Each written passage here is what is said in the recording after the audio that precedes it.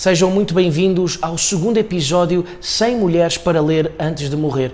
Este quadro, esta série, tem como objetivo mostrar de forma inequívoca que existem pelo menos 100 grandes mulheres que gloriosamente contribuíram para a história da literatura. Pelo menos 100 grandes mulheres que se libertaram da lei da morte, como diria o grande poeta Camões. No primeiro episódio eu falei da Clarice Lispector, desde já vos convido a assistirem, caso ainda não o tenham feito, e hoje eu tenho a honra de falar da genial, da indomável, da subversiva, da radical, da indomesticável, da incompreendida Hilda Hilst. Hilda Hilst, uma das minhas maiores referências na literatura, uma das personalidades literárias que eu mais admiro, e eu quero muito que leiam Hilda Hilst. Eu lanço este desafio de ler Hilda Hilst. Aliás, eu vou deixar o link da antologia poética da Hilda Hilst aqui na descrição. Ele está em promoção na Amazon, então eu faço questão de colocar aqui para realmente comprarem um livro. É um investimento para a vida. Ter este livro em casa é como ter um portal para a verdadeira poesia. Fica aqui o meu desafio, porque a Hilda Hilst sempre se queixou de que não era lida. Nunca conseguiu realmente atingir em vida o grande público.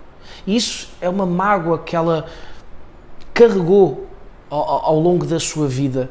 Os próprios críticos nunca a abraçaram, nunca tiveram realmente do lado dela, ao contrário, por exemplo, da Clarice Lispector, que realmente foi muito bem divulgada, e ainda bem, porque é uma grande escritora, mas realmente a Hilda Hilst, por consequência da sua personalidade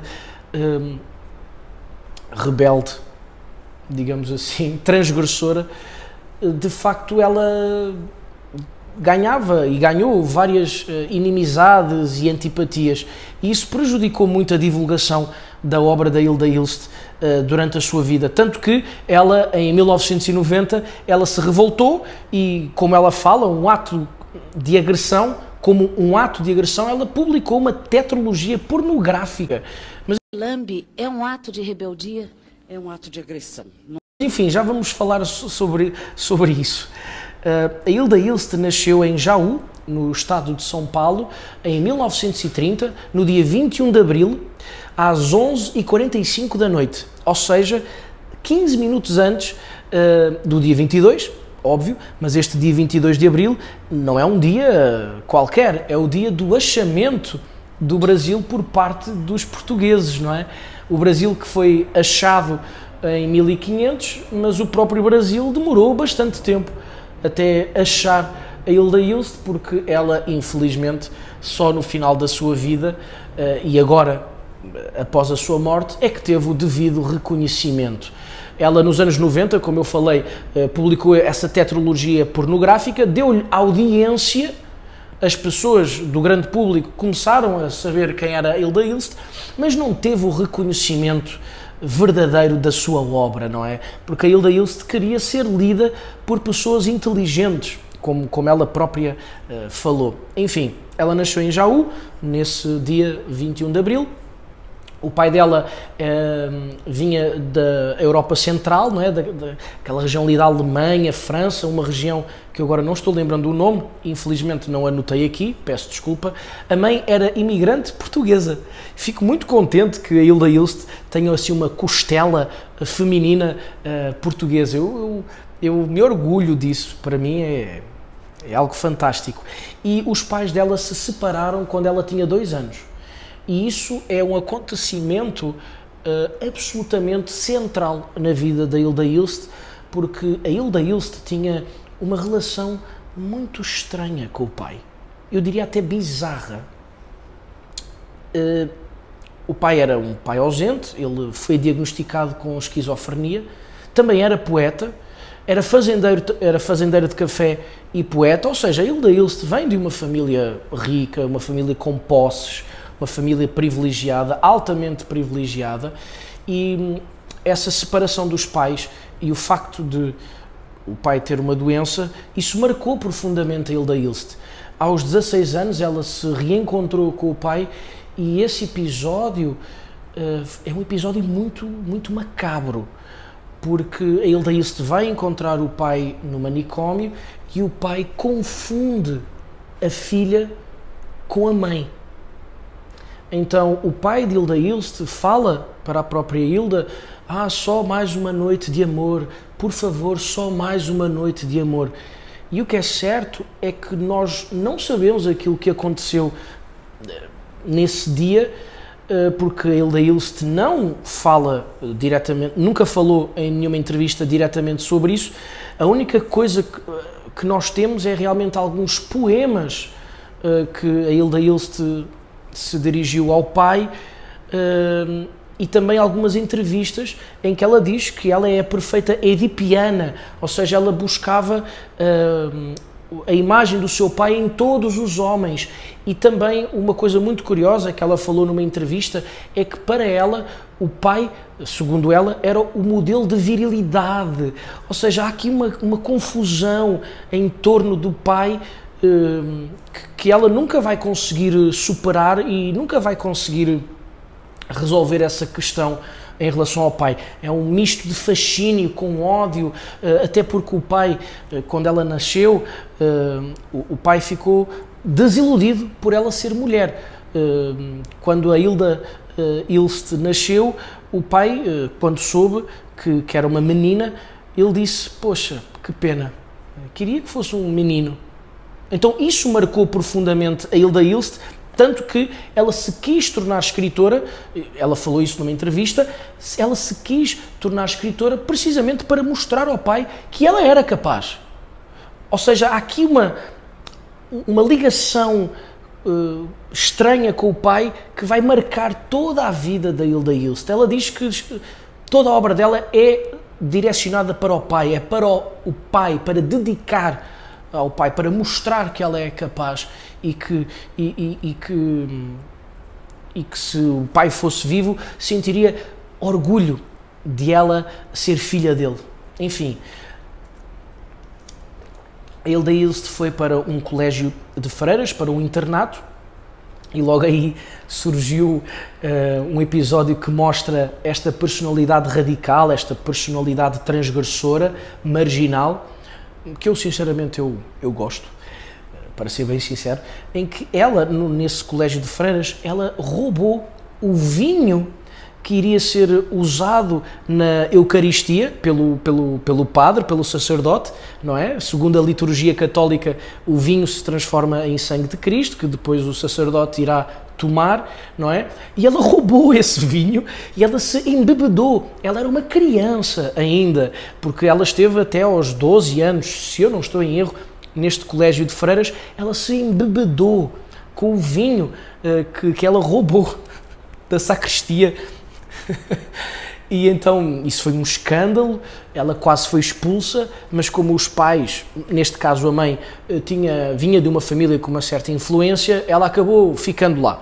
Mas isto é um episódio que não é por acaso que ele é falado nas biografias, etc. Porque marca esta irreverência, esta rebeldia, esta forma transgressora da Hilda viver, não é? É uma coisa visceral a ela.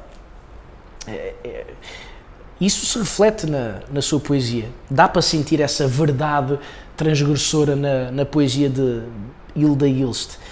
Ela depois foi para o Mackenzie, onde terminou aquilo que nós chamamos hoje de ensino médio, e depois entrou na Faculdade de Direito em São Paulo, no Largo de São Francisco, se eu não estou em erro, exatamente, no Largo de São Francisco, onde conheceu uma das suas grandes amigas para a vida, a Lígia Fagundes Telles, que também, enfim, é um grande nome da literatura brasileira e da literatura da língua portuguesa. Também vou falar sobre a Lígia, com certeza, num episódio aqui deste quadro. Elas se tornaram logo muito amigas e a Hilda Ilst, ela foi falar com a Lígia Fagundes Telles, ela já era conhecida, ela já era escritora, a Lígia. Então a Hilda Ilst chegou perto da Lígia Fagundes Telles e disse: olá, eu sou a Hilda e sou poeta.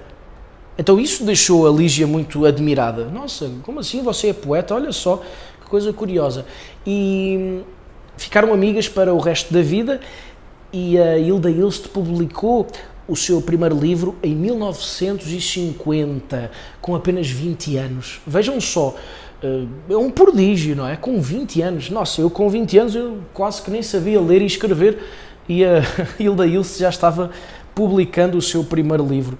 Esse livro que recebeu logo uma crítica má, dizendo que era um livro ainda muito verde, não é? Muito pouco amadurecido, que a estrutura dos poemas é uma estrutura fraca, débil, que demonstra uma grande infantilidade ainda por parte da Hilda Ilst.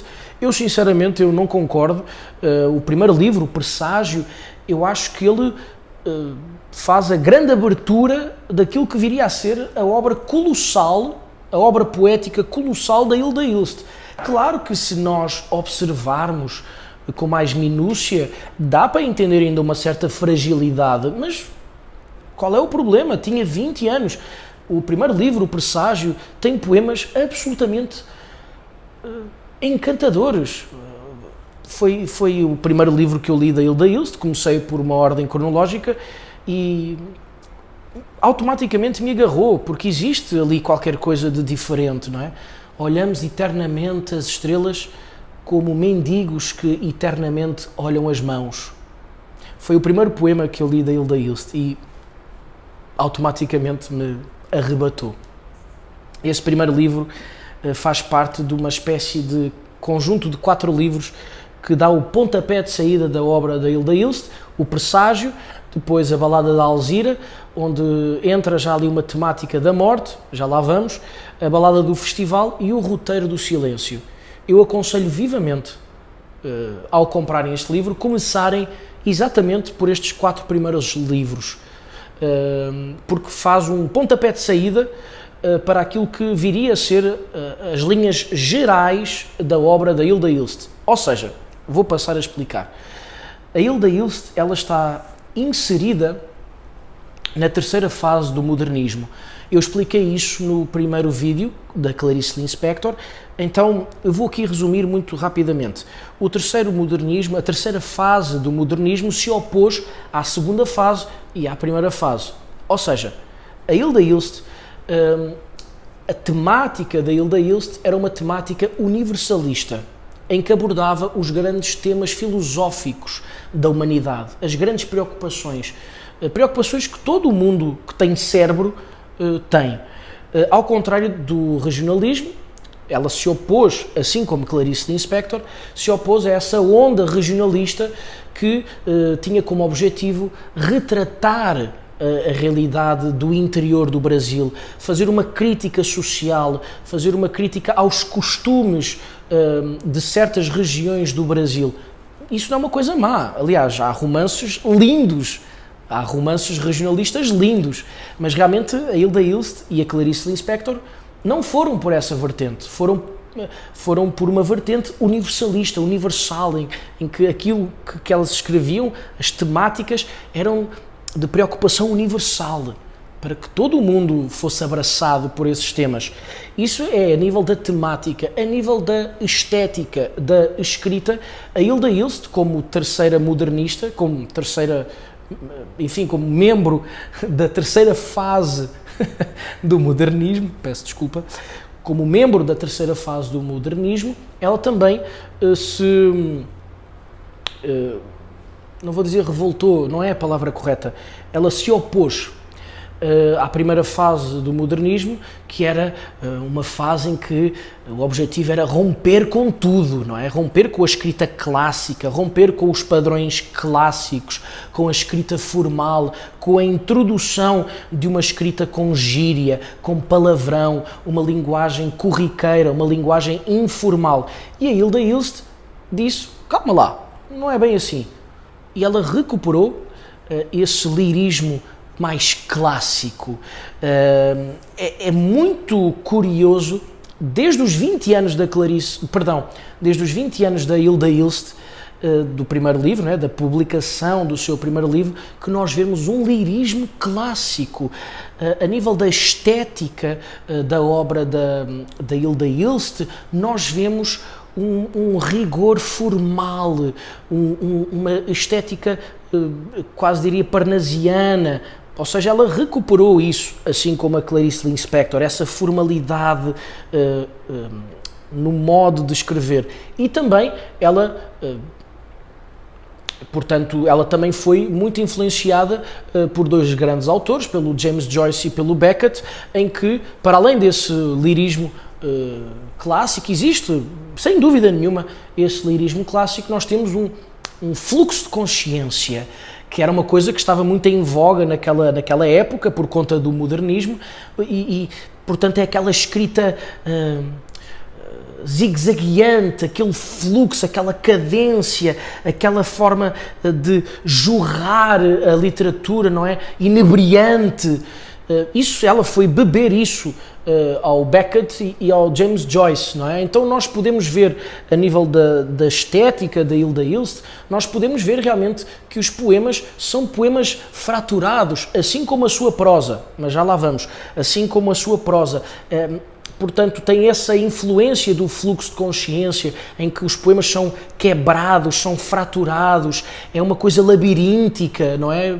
Estava muito na moda com James Joyce, com Virginia Woolf, estava mesmo muito, muito na moda. E ela bebeu isso. Ela dizia que eu não consigo fazer um poema normal. Ou seja, apesar dela beber do lirismo clássico, ela assume que não consegue escrever um poema normal, ou seja, segundo esse parâmetro, esse padrão clássico, não é? Que nós temos, por exemplo, num soneto, não é? Em que temos aquela estrutura toda do soneto. Para quem não sabe, um soneto é uma subcategoria, digamos assim, da poesia, não é? É um subgénero, uma estrutura poética específica, não é? Que normalmente tem dois grupos de versos de 4... agora estou-me aqui me enrolando, eu estou-me esquecendo. Depois eu vou colocar aqui. Aliás, eu não vou colocar, eu vou dizer já. Eu ia cortar isto, mas eu não vou cortar. Um soneto, para quem não sabe, é composto por duas quadras, ou seja, são conjuntos de 4 versos, e 2 tercetos, que são conjunto de 3 versos. Então isto é a estética, não é? A forma de um soneto. Depois tem outras regras também, a rima emparelhada, cruzada, os decassílabos, enfim. Então a Hilda Ilst também tem um capítulo que é sonetos que não são, ou seja, ela tem esse diálogo com o passado e com o futuro. Aliás, isso é uma das grandes inovações da Hilda Ilst, ela quer constantemente dialogar com o passado e até com o próprio presente. Ela foi recuperar uma certa forma trovadoresca de escrever e de temática, não é? Para quem não sabe, a lírica trovadoresca é a primeira escola literária da língua portuguesa, que se iniciou no século XIII, XIV. Então ela vai recuperar isso através das cantigas de amor, das cantigas de amigo, também das cantigas de escárnio e de maldizer. Há um lado sádico, há um lado obsceno, há um lado de escárnio que acompanha a obra da Hilda Ilst, um lado irónico, sarcástico, humorístico. Então ela foi buscar isso, foi recuperar isso, que é uma inovação literária, e foi também recuperar autores mais próximos a ela e autores também da sua época. Então ela dialoga com várias escolas literárias e com várias épocas da história da literatura. Isso é absolutamente fascinante, não é?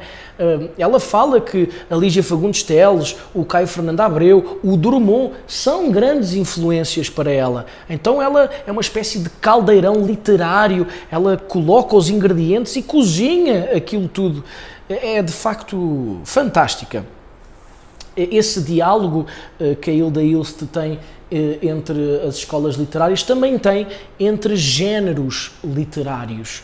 Ela escreveu muitíssimo bem poesia, como já sabemos, escreveu muitíssimo bem prosa, tem o seu primeiro livro, o Fluxo Floema, de 1970, que é um livro fabuloso, e também ela escreveu peças de teatro, ou seja, ela escreveu bem os 3 principais géneros literários da literatura, passo a redundância.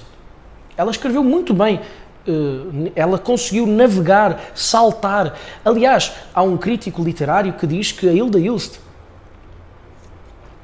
ela destruiu a noção formal, técnica, de géneros literários, porque nós líamos um romance da Hilda Hilst e temos ali uma forte componente poética. Ao mesmo tempo que lemos o romance, lemos a poesia, tem ali uma forte componente de drama, ou seja, vinda da peça de teatro, mas também temos uma certa função sintática que nós encontramos mais no romance, mais na prosa, mas contudo na prosa também temos esse lado poético e uma vertente mais de semântica, que é uma coisa em que encontramos mais na poesia. Então, às tantas, nós não sabemos mais o que é prosa, o que é poesia, o que é dramaturgia em Hilda Hilst. Nós não sabemos mais. Tanto que houve um entrevistador que perguntou a Hilda Hilst porquê ainda chamar este livro de poesia?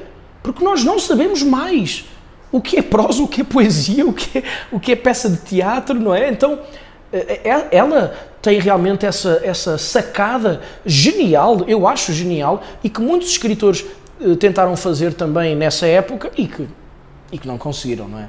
Aqui, não querendo... Enfim, há na obra da Hilda Hilst um paradoxo que é, ao mesmo tempo que ela... Eu não vou dizer arrogante, mas ao mesmo tempo que ela se acha superior, e ela sabe que é, ao mesmo tempo que ela se acha superior e que não quer se misturar com a plebe, ela tem uma grande sede de diálogo, ela tem uma grande vontade de dialogar, de ser lida, ela quer muito ser lida e interpretada pelo grande público, apesar de que ela sempre se queixou do grande público por ser burro. Não é por acaso que ela critica sempre o Paulo Coelho. Ela diz que não compreende como é que um escritor, ela dizia que ele nem era escritor, como o Paulo Coelho, consegue vender tantos livros. Ela considerava Paulo Coelho miserável, não? Um autor pobre, fraco, frágil, que nem era literatura.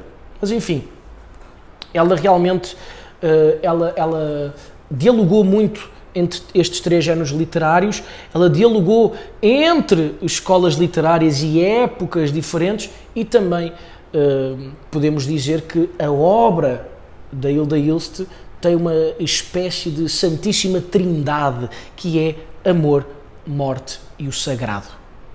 Esta é a grande santíssima trindade da obra da Hilda Hilst. Ela dialoga constantemente, ela viaja constantemente entre estes 3 temas. Ela tem mais temas, né? Tem o misticismo, tem a liberdade sexual feminina, a loucura, a insanidade, uma espécie de existencialismo também, mas a Santíssima Trindade da obra da Hilda Hilst é amor, morte e o sagrado. E agora eu pergunto, será que existirão temas mais importantes que estes? Morte, amor e sagrado? Eu não acho. Então ela investiu nesses temas e foi muito bem sucedida. Falando da morte, de um livro que ela publicou em 1980, que se chama Da Morte, Odes Mínimas, ou seja, o título não tem margem, o título não dá margem para erro, não é? Fala da morte, é um livro pequeno, muito intenso, é uma cápsula que implode e que se torna um fogo de artifício colossal. Um livro pequeno que se transforma, que explode. E ao ler esse livro, que é de 1980, como eu já falei, esse livro chama-se Da Morte, Odes Mínimas, como eu já tinha falado, e nós podemos agarrar esse livro para conseguirmos teorizar acerca da temática da morte com Hilda Ilst. Nós, nesse livro e ao longo da sua obra, nós vemos que a Hilda Ilst trata a morte com afinidade. Nós até encontramos na obra da Hilda Ilst ela tratando a morte com apelidos carinhosos. Então há uma dança, ela dança com a morte. É uma dança macabra, mas não é uma dança macabra no sentido de que ela se quer suicidar ou que sente uma atração pela morte, do género, vou-me jogar do prédio. Não é isso. Essa dança macabra é o reflexo de uma tentativa que a Hilda Ilst tem de querer seduzir a morte, de querer se tornar amiga da morte, para depois tentar negociar a vida eterna, digamos assim. Porque a Hilda Ilst, o eu lírico, o eu poético da Hilda Ilst, em relação à morte, não deixa de ter medo da morte, não deixa de ter um certo receio da morte, como é óbvio, mas esta forma de abordar a morte é genial, cara. E há outra coisa, não existem interlocutores entre a Hilda Ilst e a morte. Muitas vezes escrevemos poesia sobre a morte, sempre de uma forma indireta, ou seja, falando sobre a morte do meu pai, a morte do meu avô, a morte da minha mãe, a morte de um amigo, ou então de uma forma abstrata, não é? A tentar definir o que é a morte, enfim. A Hilda Ilst cria um diálogo com a própria morte. Ela bate de frente com a morte e tenta jogar uma dança, não é? Uma dança macabra numa tentativa de a própria morte ser seduzida pela Hilda Ilst. Aliás, esta coisa da sedução, do erotismo, é algo que está permanentemente na obra da Hilda Ilst. Permanentemente. Sempre, sempre. A Hilda Ilst dizia que o erotismo... eu peço desculpa, eu estou muito cansado, o erótico para mim é quase uma santidade. A verdadeira revolução é a santidade. Ou seja, este jogo do erotismo, santidade, de querer alcançar o sagrado através do erotismo, isto é uma coisa relevante na obra da Hilda Ilst e é uma coisa constante. Também já vou regressar a esse tema especificamente. Então, em relação à morte, a Hilda Ilst coloca apelidos carinhosos na própria morte, em que ela, num certo verso que eu tomei nota, ela diz assim: os cascos enfaixados para que eu não ouça teu duro trote. É assim, cavalinha, que me virás buscar? Ela trata a morte de cavalinha. Querem uma expressão mais brasileira do que isto, mais carinhosa, mais fofinha? E não é por acaso que ela escolheu aqui a palavra cavalinha, porque ela está querendo fazer um contraste com um poema do Carlos Drummond de Andrade. Lá está, esta influência contemporânea da Hilda Ilst, este diálogo. Viram bem? Nós falámos da lírica trovadoresca, que ela foi resgatar, mas ela também dialoga com os seus poetas amigos, não é? Ela usou esta palavra cavalinha para se contrapor, portanto, a um poema sobre a morte, não é? Do Carlos Drummond, que é a morte a cavalo, não é? Em que o Drummond fala da morte como uma coisa que nos atropela, que nem vê que nos atropelou, que nos ignora, só vai adiante a uma velocidade de trote, não é? Uma coisa colossal e que nos atropela. Então ela realmente faz esse contraste com o poema do Carlos Drummond de Andrade. É uma coisa... O poema do Drummond, eu vou deixar aqui, também é fabuloso, não é? Como é óbvio, mas eu gosto mais desta abordagem incomum que a Hilda Ilst tem em relação à morte. É muito curioso. Em relação ao sagrado, a Hilda Ilst tem um livro de 1984, que é Os Poemas Malditos, Gozosos e Devotos, que é um nome que eu acho muito, muito, muito bom, cara. É uma coisa fantástica. Poemas Malditos, Gozosos e Devotos, em que a Hilda Ilst cria um Deus demoníaco. Ela personifica Deus enquanto uma entidade demoníaca, humana, e por isso demoníaca. Ou seja, nós estamos a fazer uma antropoformização de Deus, não é? Atribuindo características humanas a Deus, não é? Em que a Hilda Hilst tem portanto, um discurso poético enraivecido, revoltado, mas também um discurso sedutor para com Deus. Ela quer seduzir Deus, não da mesma forma que a morte, ela quer mesmo seduzir Deus. Há um erotismo com Deus, digamos assim, no meio desta confusão toda de ter uma linguagem revoltada, de uma linguagem obscena com Deus, uma linguagem de quem está irritada com Deus, revoltada com Deus.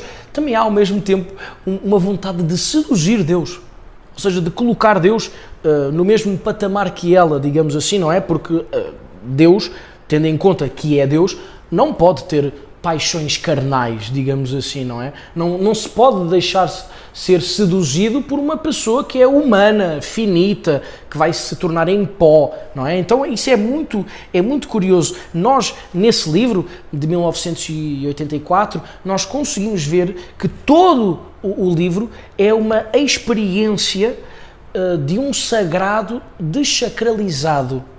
Vejam bem como esta ideia é audaz, é original, é corajosa. Naquela época em que vivíamos, não é, um fervor religioso ainda muito forte, ainda hoje em dia, apesar de que hoje já está mais resfriado. Mas vejam bem como a Hilda Hilst, ela escancara, não é, as portas, abana a estrutura dos costumes, das crenças. Vejam bem a blasfémia que é, digamos assim, ela tratar Deus como um demónio, não é? Como uma pessoa passível de sucumbir aos prazeres da carne, não é? Ela tenta seduzir Deus. É uma coisa maravilhosa. Aliás, vou ver se eu encontro aqui. Vamos ver se eu encontro aqui. Também, se eu não encontrar, pronto, eu coloco depois aqui também na edição. Eu acho que não vou encontrar. Pois, eu não vou... Pois é, te percebo, mas deixa-me amar a ti neste texto, com os enlevos de uma mulher que só sabe o homem. Então ela cria esse discurso sensual com Deus. Isto fez-me lembrar uma relação que o Otávio Paz estabeleceu entre erotismo e poesia. O Otávio Paz, ele dizia que existe uma relação entre o erotismo e poesia, em que o erotismo é a poética corporal. Vejam só como isto é bonito. O erotismo é a poética corporal, é a poesia dos corpos. Enquanto que a poesia é o erotismo verbal. E se nós formos a ver bem, estas duas metáforas são muito bem vistas, não é? O erotismo enquanto poesia dos corpos e a poesia enquanto erotismo verbal. Porque se nós olharmos e entendermos que a poesia é o clímax da palavra, é a expressão máxima da palavra, é a sobreposição da palavra em relação ao cotidiano vulgar, digamos assim, é o erotismo verbal, é o clímax verbal, é o clímax da linguagem. Eu gosto muito disso porque gosto muito dessa relação que o Otávio Paz faz com estes dois conceitos, porque eu acho que é através desta relação erotismo e poesia que a Hilda Hilst acessa o sagrado e os temas transcendentes, porque se nós formos a reparar bem, ela está constantemente usando o erotismo para chegar a vários temas, à morte, a Deus, ao próprio amor, não é? Que precisa de erotismo, como é óbvio. Então eu acho que a chave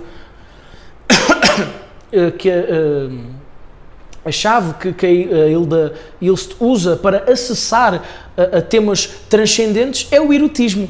E isto não deixa de entroncar com aquilo que eu já falei no passado. A Hilda Ilst acha que o erotismo é uma coisa sagrada e também tem a ver com a personalidade, obviamente, radical e transgressora que a Hilda Ilst tem, não é? Porque ela era fascinada por tudo aquilo que escandalizava a sociedade. Então, para ela, o oposto daquilo que era o certo, o oposto daquilo que a sociedade dizia que era o certo, isso, para ela, é que era o certo. Não é? Então não é por acaso que existe esta componente erótica, obscena na poesia e na obra da Hilda Ilst, não é? Não é por acaso, não é por acaso. É assim que ela acessa, digamos assim, ao sagrado. Bom, em relação ao amor, esqueci-me, não é? Ela casou-se em 1968 com um escultor. Ela decidiu se afastar da sociedade e virou uma espécie de eremita. Eles foram para uma espécie de fazenda que é a Casa do Sol, em Campinas, e até hoje ela pode ser visitada. E não só essa Casa do Sol, a Hilda Ilst queria que fosse uma espécie de centro de artistas para se inspirarem, porque diziam que aquele lugar era um lugar místico, era um lugar propenso para a inspiração. Então ainda hoje, se nós quisermos ir lá, basta reservar e podemos ficar lá uns dias para bebermos daquela atmosfera mística, porque ela era muito mística, a Hilda Ilst, não é? Ela casou-se com um escultor, então ficaram lá os dois. E depois eles se separaram, mas continuaram a morar no mesmo lugar, porque aquilo virou mais uma amizade do que propriamente uma relação amorosa. Tanto que depois o cara se casou novamente e ela também teve os seus aferros, não é? E então aquilo era uma grande confusão. Enfim, Hilda Ilst, né? A grande Hilda Ilst.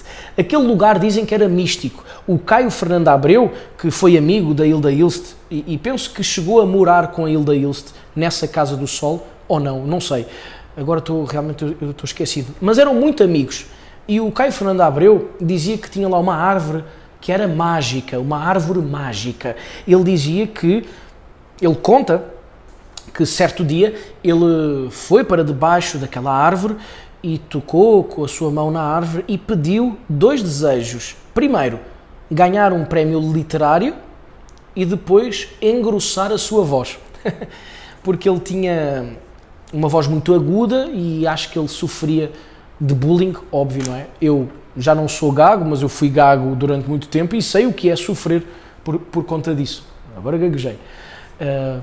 E então dizem que a voz do Caio Fernando Abreu engrossou e que efetivamente ganhou um prémio literário. Então há toda essa mística, não é? Também não podemos esquecer o episódio que a Hilda Ilst tem, que ela até foi no Fantástico, não é? Dizendo que ela conseguia capturar sons do além, através lá de um aparelho qualquer, enfim, que ela dizia que conseguia ouvir os mortos e os mortos comunicavam com ela. Então, enfim, ela é muito mística, ela é muito peculiar, não é? É muito peculiar. Peço desculpa. Enfim, em relação ao amor, a Hilda Ilst não acreditava em casamento, não acreditava em monogamia, aquilo que ela falava sobre a traição chocava completamente a sociedade da época, ainda hoje até choca um pouco.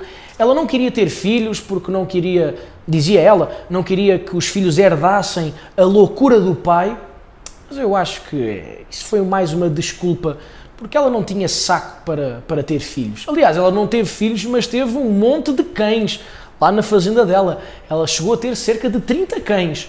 Então ela nunca poderia ter filhos. E há uma coisa também que é, se ela tivesse filhos, será que a produção literária da Hilda Ilst seria aquilo que foi? Pouco provável, não é? Então ainda bem que ela não teve filhos.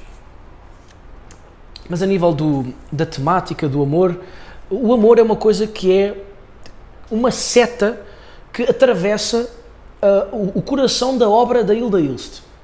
Assim como também a morte e o sagrado, mas o amor é uma coisa que, como se que ligasse os outros temas todos, como se o amor fosse o coração, o tema central e que depois, a partir disso, os outros temas dialogassem, não é? E se interagissem. E realmente na obra da Hilda Ilst existe uma profunda desilusão com o amor, existe um profundo sentimento de incompletude, e como tal ela diz que é para isso que serve o poeta. O poeta serve para cantar os amores impossíveis, serve para cantar o amor e a sua impossibilidade. Ou seja, ela a priori, ela admite, através dessa ideia que atravessa a obra toda da Hilda Ilst, ela admite que o amor é uma coisa impossível de acontecer. É uma coisa impossível. Tanto que, na sua obra pornográfica, não é? Que se iniciou em 1990 com o Caderno Rosa da Lori Lambe, em que ela quis, como ela falou, ela quis criar uma agressão para o mercado editorial. Ela estava revoltada de realmente ninguém a ler, ninguém lhe dar o devido crédito, apesar de ela ter ganho muitos prémios literários, obviamente, não é? Uma escritora deste calibre tinha que ganhar prémios, óbvio, seria uma vergonha se assim não fosse, mas ela criou essa tetralogia pornográfica para chocar, para que as pessoas tivessem quase nojo, para abanar a estrutura da sociedade e também para ganhar audiência, segundo aquilo que ela falou. Mas eu sinceramente, eu acho que não foi para ganhar audiência, do género, nossa, eu escrevi durante 50 anos coisas tão sérias e agora vou escrever estas sacanagens, como ela, enfim, como ela afirmou. Eu acho que não era só isso. Eu acho que a escrita pornográfica da Hilda Ilst, primeiro, tem uma profundidade igual aos outros livros. Segundo, tem um lirismo também igual ao dos outros livros, ou seja, nem falando de coisas pornográficas, ela consegue abandonar a sua identidade visceral poética. Ela não consegue, até o modo como ela fala é um modo poético, ela não consegue, ela é poesia. Então, esses cadernos rosa, o Caderno Rosa da Lori Lambe, que, enfim, ficou na ideia geral que era para abanar a sociedade, de chocar e fazer com que ela vendesse livros, não é? Já que não leem as outras coisas, vão ler estes livros mais pornográficos, mas eu acho que no fundo isso era uma direção normal que a Hilda Ilst iria levar para a sua obra poética, para a sua carreira literária, porque nós conseguimos ver, né, nesta fase, não diria terminal, mas enfim, nesta fase posterior da obra da Hilda Ilst, nós podemos ver já que o amor desaparece, não é? O erotismo continua, mas já não é um erotismo poético, é um erotismo mais porco, digamos assim, é um erotismo mais animalesco e na minha opinião, acho que é um erotismo desanimado, um erotismo já sem esperança, um erotismo derrotado, em que a Hilda Ilst diz, vamos ser animais, vamos ser animalescos, vamos desistir da nossa condição de humanos. Pelo menos esta é a minha interpretação. Enfim, não sei se este vídeo já está muito longo ou não. Eu vou terminar. Espero que tenham gostado e leiam Hilda Ilst. Acho que é o maior tributo que podemos fazer a ela. Leiam Hilda Ilst. Um abraço.